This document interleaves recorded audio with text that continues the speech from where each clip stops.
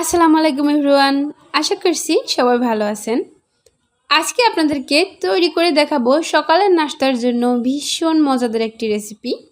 আর আজকের রেসিপিতে তৈরি করে দেখাচ্ছি ভিন্নধর্মী একটি পরোটা। কারণ সব সময় একই ধরনের পরোটা খেতে ভালো না লাগলে আপনারা ঘরে থাকা সামান্য কিছু উপকরণ দিয়ে এই নাস্তাটি তৈরি করে দেখতে পারেন। আর দেখবেন বাচ্চা থেকে বড় সবাই ভীষণ পছন্দ করবে।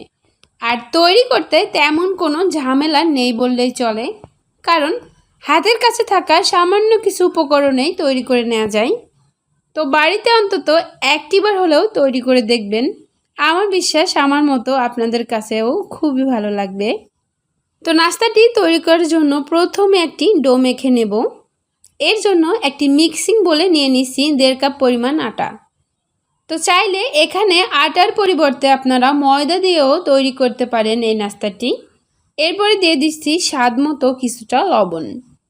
তো লবণটা দেওয়ার পরে শুকনো উপকরণগুলো একটু মিশিয়ে নিচ্ছি। তারপরে দিয়ে দিচ্ছি প্রায় 1 টেবিল চামচ পরিমাণ সয়াবিন তেল। তো তেলটা দিয়ে সব কিছু একত্রে খুব ভালোভাবে একটু মেখে নিচ্ছি। তারপরে নর্মাল তাপমাত্রায় থাকা পানি অল্প অল্প করে দিয়ে একটা ডো মেখে নেব।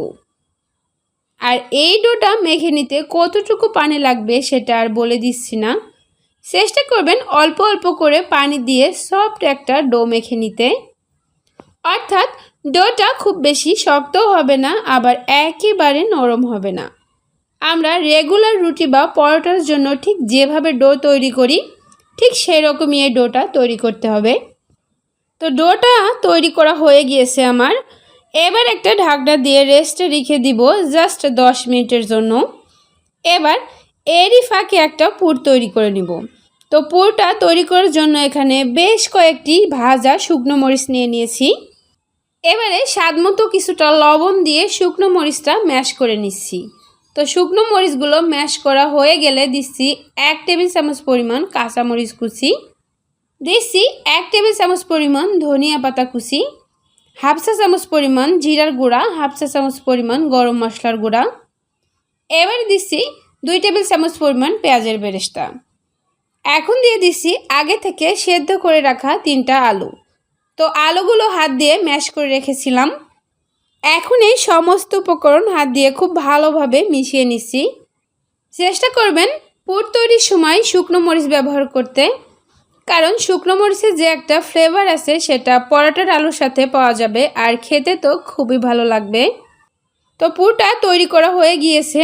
এবার এটা একটা সাইডে রেখে দিব। আগে থেকে যে ডোটা মেখে রেখেছিলাম সেখান থেকে অল্প অল্প করে লেচি কেটে একটা পাতলা করে রুটি বেলে নিব। সামান্য পরিমাণ ময়দা ছিটিয়ে রুটি বেলে নিব। আর রুটিটা যতটা সম্ভব পাতলা করে বেলে নিব। তো বেশ বড় আর পাতলা করেই রুটিটা বেলে নিয়েছি।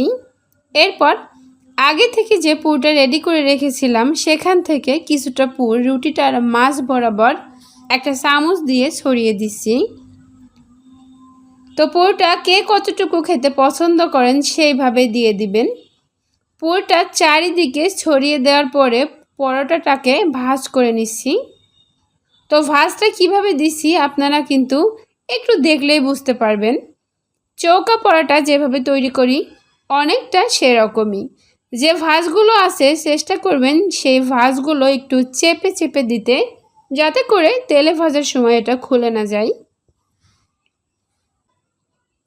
তো এই পরোটাটা আমার তৈরি করা হয়ে গিয়েছে। তো সবগুলো পরোটা একইভাবে বানিয়ে নিব। আর পরোটাগুলো ভাজার জন্য অল্প পরিমাণে তেল গরম হতে দিয়েছি। তেলটা যখন গরম হয়ে এসেছে ওই পর্যায়ে 2টো পরোটা দিয়ে দিয়েছি। আর চুলার আঁচটা মিডিয়াম থেকে কিছুটা কমিয়ে পরোটার 2টো পাশই গোল্ডেন ব্রাউন কালার করে ভেজে নিব। একটু চেপে চেপে ভেজে নেবেন যাতে করে পরোটার চারিদিকে ভালো করে সেদ্ধ হয়ে যায়। কোথাও কোনো অংশে যেন কাঁচা না থাকে সেদিকে খেয়াল রাখতে হবে। আর পুরোটা যেহেতু আগে থেকেই তৈরি করা তাই নতুন করে সেদ্ধ হওয়ার কিছু নেই। জাস্ট পরোটার যে 2টো পাশ আছে সেটা গোল্ডেন কালার করে ভেজে নিলেই হবে।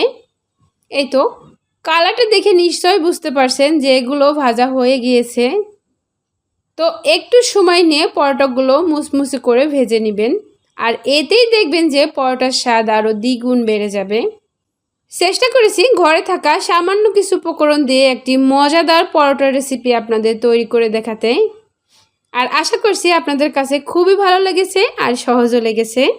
বাড়িতে একবার হলেও তৈরি করে খেয়ে দেখবেন, জানি আমার মতো আপনাদেরও ভীষণ ভালো লাগবে। আজ এখানে বিদায় নিচ্ছি, সবাই অনেক বেশি ভালো থাকবেন, সুস্থ থাকবেন। আল্লাহ হাফেজ।